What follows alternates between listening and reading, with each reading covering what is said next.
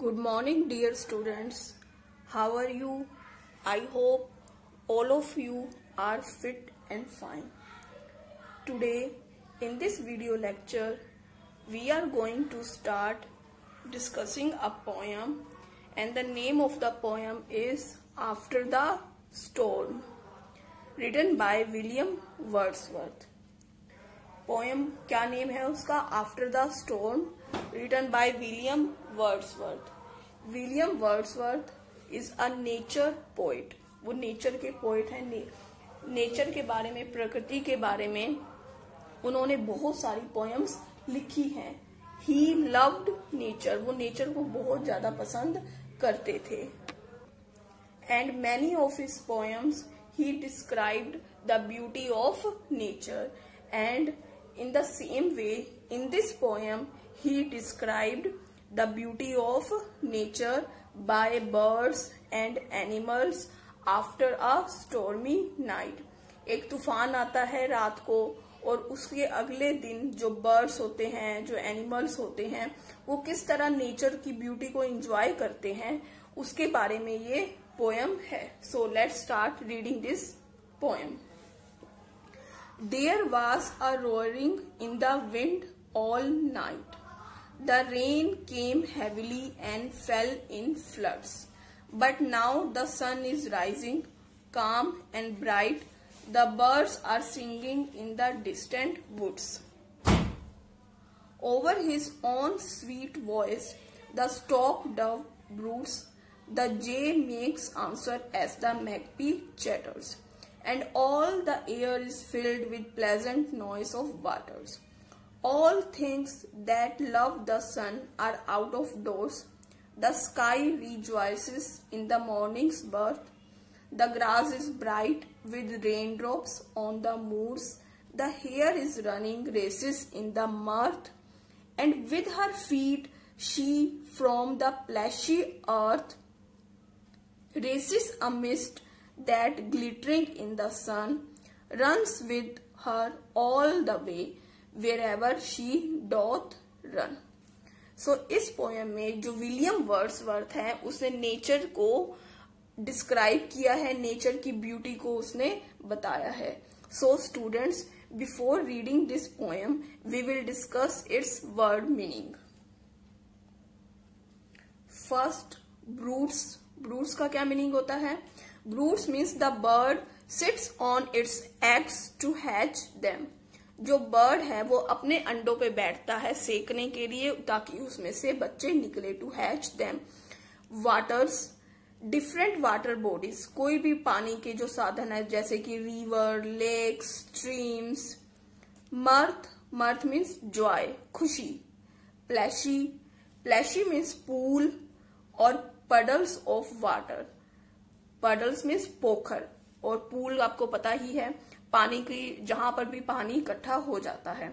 Doth, a old word for does. आजकल हम डस use करते हैं, तो पहले जो वर्ड यूज होता था डस की जगह वो क्या था? Doth. Raised, a mist that runs with हर. इसका क्या मीनिंग है? इसका मीनिंग है पोएम में द हेयर्स, जो खरगोश है, running feet throw up a small cloud of water drops. जब वो रन कर रहा है तो उस रनिंग के साथ साथ उसके साथ जो जहां पर पानी है, पानी में वो भाग रहा है और उसके कारण जो पानी की जो बूंदे हैं, पानी के जो ड्रॉप्स हैं, वो बाहर निकल रहे हैं. किसके कारण? जो खरगोश है उसके तेज भागने के कारण. These are the word meanings. Please note down this word meanings in your fair notebook. In this poem, the poet describes a morning after a stormy night. एक रात को तूफान आया, पिछली रात को, और उसके बाद उसे अगले सुबह क्या क्या उसके इफेक्ट्स हुए उस तूफान के, उसके बारे में ये पोएम हमें बताता है. A storm had come in the previous night. आया था पिछली रात को तूफान. There was a roaring in the wind all night. पूरी रात को जो हवा थी वो बिल्कुल तेजी से चल रही थी. रोअर होता है, जो शेर की आवाज होती है ना, गर्जना, उसको रोअर कहते हैं. उस तरह से ही बहुत तेजी से हवा चल रही थी. द रेन केम हैवीली, बहुत बारिश हुई बहुत तेजी से, एंड फेल इन फ्लड्स, और इसके कारण क्या हुआ, पानी बहुत तेजी से जैसे बाढ़ आती है वैसे बह रहा था। But now the sun is rising calm and bright, और अब क्या है, but the next morning the sun rose up as usual bringing with a bright day. अगले दिन क्या हुआ, जो सन है वो कैसे उगा, बिल्कुल जैसे नॉर्मल सुबह में होता है, बिल्कुल काम और ब्राइट चमकीला। The birds are singing in the distant woods, दूर पहाड़ों में मतलब जंगलों में जो बर्ड्स हैं वो क्या कर रहे हैं, गाना गा रहे हैं। Over his own sweet voice the stock Dove breeds, ये जो स्टॉक डव, जे और मैगपी, ये क्या है, ये हैं बर्ड्स की ब्रीड्स हैं, उनकी टाइप्स हैं। स्टॉक डव एक बर्ड वो होता है, बर्ड होता है, जे एंड मैगपी, ये सारे क्या हैं, बर्ड्स के नेम्स हैं। Over his own sweet voice, अपनी ही तेज मतलब स्वीट जो वॉइस है, मधुर ध्वनि है किसकी, स्टॉक डव की, वो सुनते हुए वो क्या कर रहा है, ब्रूड्स कर रहा है, वो अपने अंडों को सेक रहा है ताकि उसमें से बच्चे बाहर निकले। द जे मेक्स आंसर, जो जे बर्ड है वो क्या कर रहा है, वो आंसर दे रहा है, किसके कहने पे आंसर दे रहा है, वो आंसर दे रहा है एज द मैगपी चैटर्स, जो मैगपी एक बर्ड है वो चैट कर रहा है, बातें कर रहा है, और जो जे एक बर्ड है वो उसका आंसर दे रहा है। And all the air is filled with present noise of waters, और जो पूरी हवा है, क्योंकि अब पहली वाली रात को बारिश हुई थी इसलिए जगह जगह पानी इकट्ठा हो रहा है, वो बह रहा है, तो उसकी जो प्लेजेंट जो आवाज है, नॉइस का मतलब वैसे शोर होता है, परंतु ये जो आवाज है वो बहुत ही मधुर है, वो हमें उसके कारण जो हवा है उस मधुर आवाज से भर गई है। All things that love the sun are out of doors, जो भी चीजें हैं अगली सुबह में जिनको सूर्य पसंद है, सूरज की गर्मी पसंद है, उसकी वार्मथ पसंद है, वो सभी चीजें हैं वो बाहर निकल आई हैं। The sky रिजॉइसेस in the mornings birth, अगले दिन जो सुबह हुई है, नई सुबह हुई है, और जो स्काई है वो उसको इंजॉय कर रही है जो अगले सुबह हुई है। The grass is bright with rain drops, जो अब पहले पिछली रात को बारिश हुई थी उसके कारण जो ग्रास पे, जो घास पे पानी की बूंदे हैं, रेन ड्रॉप्स हैं, वो क्या है, सूरज की रोशनी में वो ब्राइट शाइन कर रही हैं, वो बिल्कुल मोतियों की तरह लग रही हैं।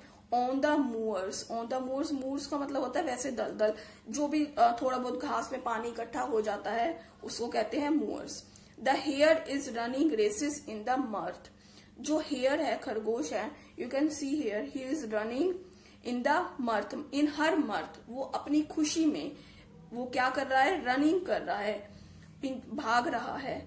And with her feet she from the plashy earth, क्योंकि बारिश हुई थी पिछली रात को, इसके कारण वहां पानी इकट्ठा हो गया है प्लेशी अर्थ में, वो क्या कर रहा है, रनिंग कर रहा है अपने पैरों से, और जिसके कारण क्या होता है, raises a mist that glittering in the sun, जो पानी है, पानी की ड्रॉप्स हैं, आप देख सकते हैं ये ऐसे पीछे की तरफ जा रही हैं, जिसके कारण ये पानी है जो ऊपर की तरफ उड़ रहा है, और उसके कारण ये जो है, जो सूरज की रोशनी में ये पानी चमक रहा है, ग्लिटर कर रहा है।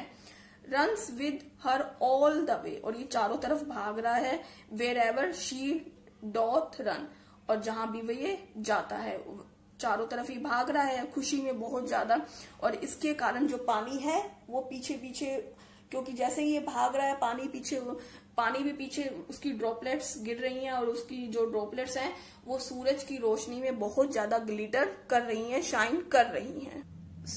हमने क्या पढ़ा इस पोएम में, हमने पढ़ा कि the poet describes the morning after a storm, एक स्टॉर्म के बाद अगली सुबह क्या क्या हो रहा है उसके बारे में पोएट ने लिखा है।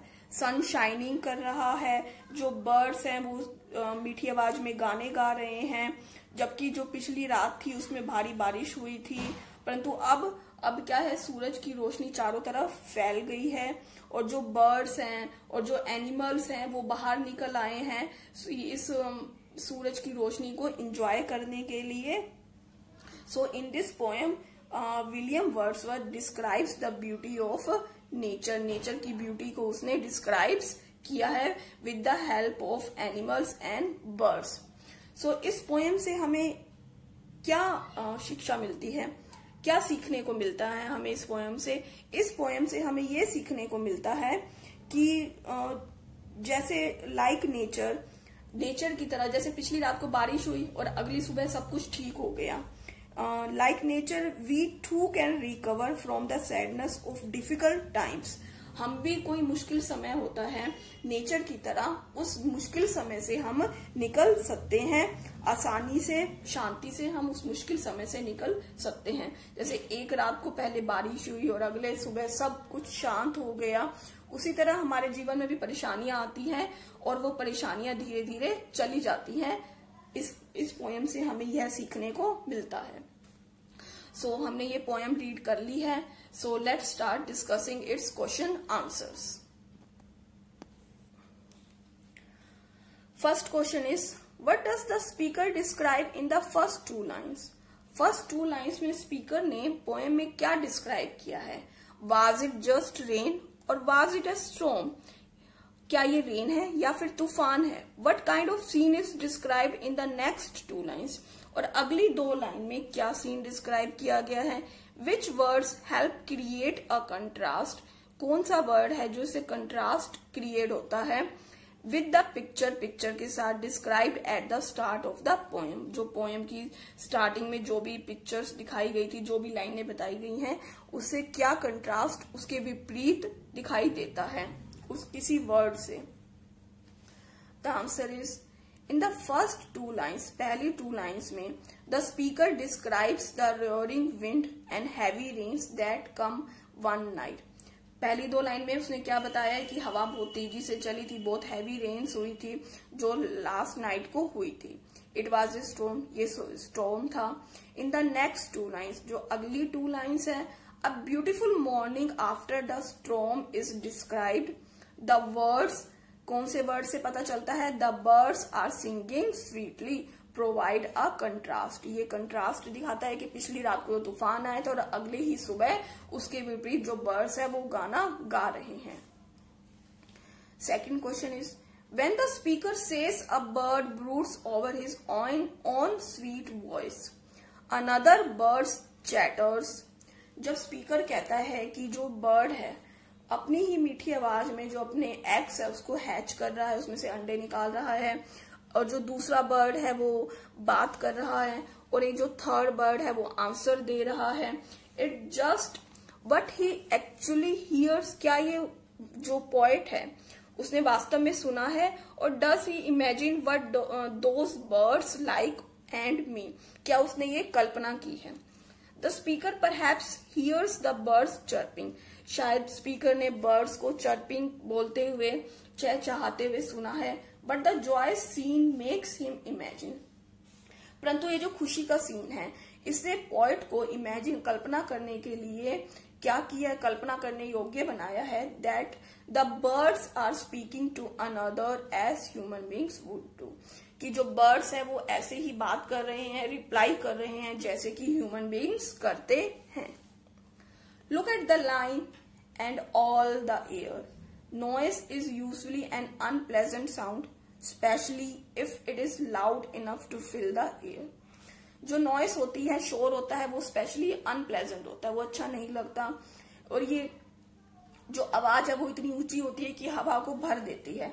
Does it however depend on where the sound comes from? क्या ये उस पर डिपेंड करता है कि जो साउंड है कहाँ से आ रही है? और what mood we are in at the time, और किस मूड में हम उस समय होते हैं? Yes, it depends on how and where the sound comes from and also at the time. ये टाइम पे भी डिपेंड करता है और हमारे मूड पे भी डिपेंड करता है. साउंड कहाँ से आ रही है इस पे डिपेंड करता है. इफ वी आर हैप्पी, अगर हम खुश हैं तो हमें जो आसपास की आवाजें हैं वो अच्छी लगती हैं. अगर हमारा मन उदास है तो हमें कुछ भी अच्छा नहीं लगता. If we are happy, all the noises we hear become happy sounds.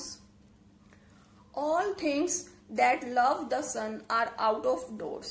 जो भी चीजें जिनको सन पसंद है सूरज की रोशनी पसंद है, वो घर से बाहर है। What things does the speaker mention? Speaker ने कौन सी चीजों को मेंशन किया है? The stock dove, the jay and the magpie, ये क्या है? बर्ड्स की टाइप्स है। एंड द हेयर, और खरगोश, ये सभी थिंग्स है जो स्पीकर ने मेंशन की हैं। What do you think the speaker means when he says that the hare is running races? Speaker का इससे क्या मतलब है कि जब वो कह रहा है कि जो हेयर है वो रेस कर रहा है।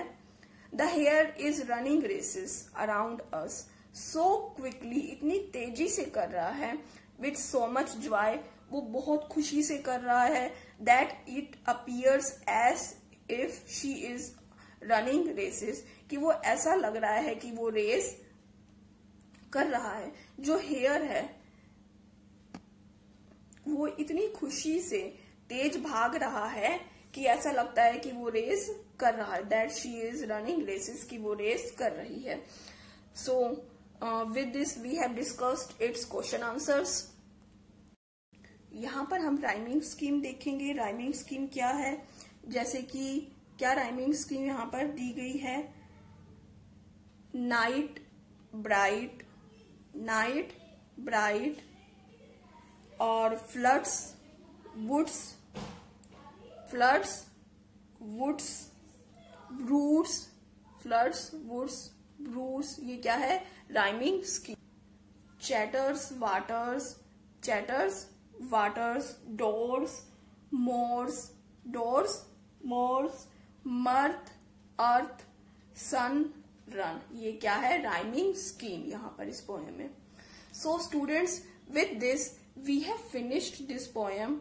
And what is your homework? Your homework is you will note down the word meaning and question answers of this poem in your fair notebook and try to learn all these question answers and word meanings. Thank you.